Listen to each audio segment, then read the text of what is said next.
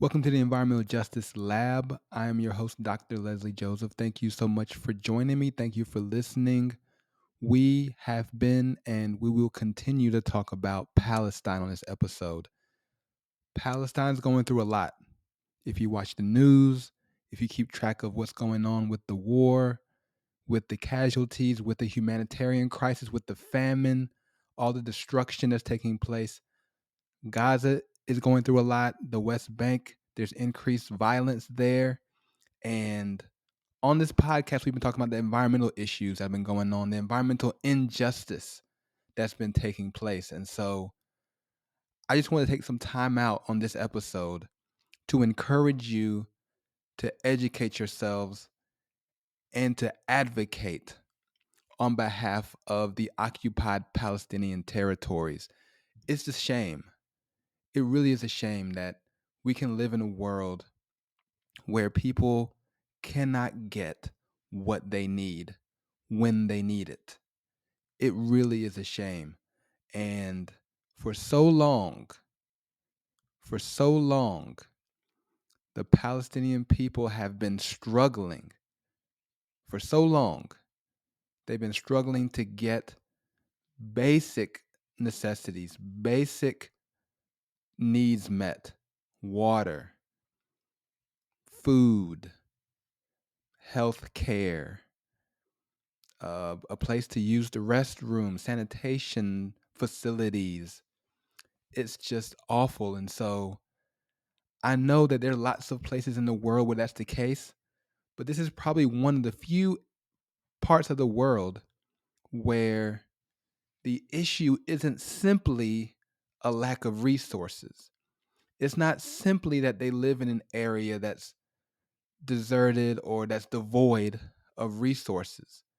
The truth is, the political instability, the constant hostility, the different ways in which the governing authorities who occupy and manage and maintain the occupied Palestinian territories have consistently sought to restrict the food and the needs from the people that live there.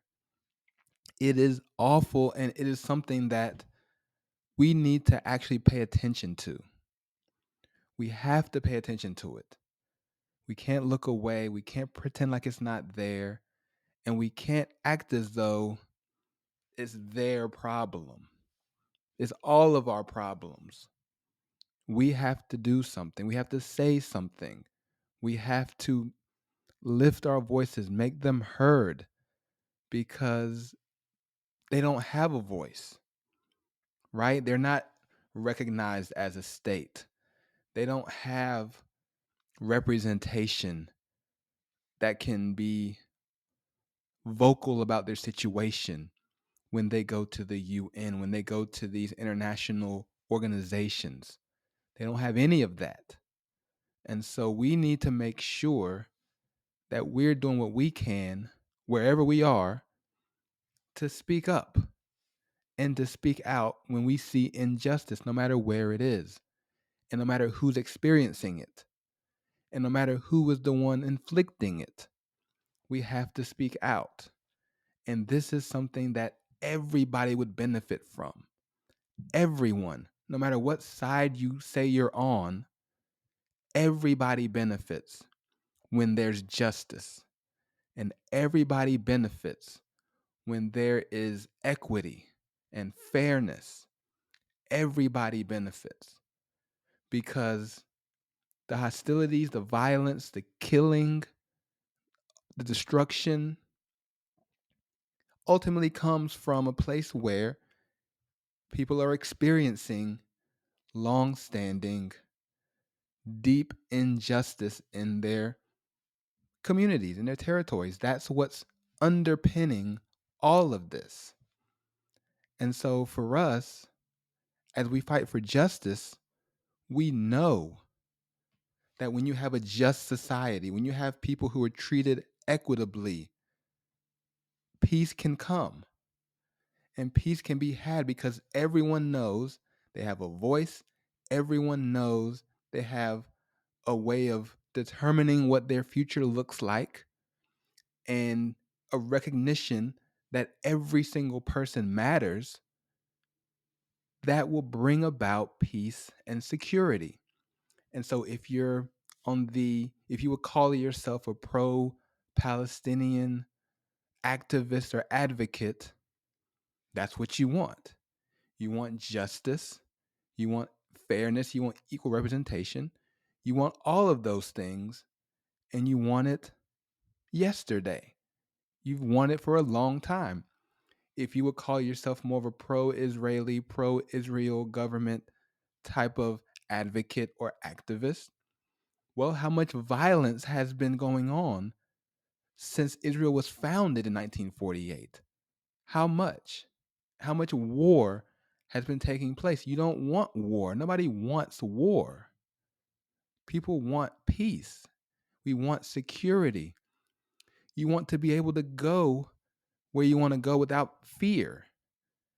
And so bringing justice, bringing fairness and equity to this region will bring peace as well. And so that's what you want. We want peace. We don't want any more people to die anywhere in this region. In Israel, in the West Bank, in Gaza, we don't want anyone else to die. We don't want anyone else to experience this kind of brutal domination from anywhere. And so we have to speak up and ensure that people understand that peace and justice go together. You can't have one without the other. There won't be any peace when there's injustice reigning where you live, no matter where you live. And without the justice, peace won't be available. People will continue to oppose injustice. That's just what happens. And we've had our episodes. If you want to go back and listen, you can listen to how we talk about water, how we talk about food, this ecocide is happening during this war, how decisions are made and how people's lives are governed by people who they did not elect, who they did not send to represent them, making decisions on how their lives go. That is a problem. These are all injustices. And we have to make sure that when we speak up and we speak out, that we're consistent and that we're clear about what needs to happen. And what needs to happen is that we need justice in the region. Everybody to be treated equally and fairly, everyone to have the same access to resources and a future. We need all of those things. And the environment. This is the Environmental Justice Lab podcast. You know the environment is the foundation for everything. You can't live without water. You can't live without a sanitation facility. You can't live without food. You can't live without clean air. You can't do any of those things. You can't live without a place to live in if your house has been destroyed and your school's been destroyed and your businesses are destroyed and your school is destroyed and the roads are destroyed and the bridges are destroyed and everything's destroyed. You can't live like that. You just can't. And so we need to make sure that we're clear about the fact that justice needs to be the order of the day. And so right now, there's a war going on. We need a ceasefire. We need a ceasefire. We need all of the bombing, all of the shooting, all of the attacks to stop now. Too many civilians are dying. Too many children are being killed. Too many women are getting killed. There's just too much death to think that we should continue this way. No matter what side you're on, it doesn't matter because civilians don't have anything to do with what's going on. And they're the ones being killed, and they're the ones who are displaced, and they're the ones who are struggling and starving in the streets. It's them. So we need to stop. We need to release the hostages. They didn't do anything. They're not a part of this. They're not even part of the conflict. They were just at a music festival trying to enjoy themselves, and you went and you kidnapped them and held them hostage. We need to release them. Go back to their families. Go back home. They've been away from home for almost a year now. It's time for them to go back. Release the hostages. Ceasefire. And that's just the beginning. We need to let humanitarian aid into the region. You can't keep stopping these big buses and all these trucks and everybody coming in trying to help, trying to at least soften the destruction, and you're not allowing it to come in. You can't do that either. That's unacceptable. Right now, they're saying, by they, I mean USAID, that's the United States Agency for International Development, the World Food Program, they're saying it's a famine. There's a famine in Gaza right now. And there's a famine because all the food aid that they relied on is being blocked all around by Israeli forces. Now, there's a lot of speculation as to why they're blocking it. If you ask them, they would say that there are things on those food aid trucks that could be used as weapons. So we don't want to let anything in because we don't want them to be fighting us with what's on those trucks. Fine. Then you bring some aid. You bring in some food. You bring in some medicine that you know they won't fight you with. You do it. If you don't want them to do it, that's fine. You do it. Somebody needs to do it, though. There's a war, and there's humanitarian rules that go along with war. And one of them is you can't starve everybody to death. You can't do that. You can't allow this type of environment to exist as you conduct your military operation. And so you just stop. Get a deal to get the hostages back. Do whatever exchange you need to make to get the hostages back. That was your main priority. Get them back. Stop the fighting. Let the Israeli government leadership and the leaders of the Palestinian people and the mediators get into a room and figure this out. Because this is enough. It's too much. We can't continue to have this. And we can't continue to trick ourselves into thinking that at some point we'll just stop and everything will be fine. We can't do that. So I'm just here just saying one thing and one thing only. Advocate. Stand up. I know it's difficult. I know it's hard. I know that this is the kind of issue that can really derail your career aspirations or your relationships.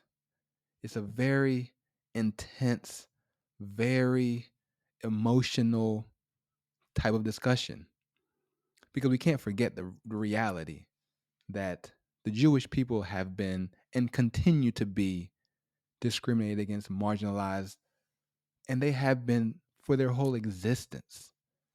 And the Holocaust was probably the single worst event to occur to a people group in the history of the world. Probably. I don't know my history that well. It's at least top 3. It's really bad. Millions and millions of Jewish people were murdered.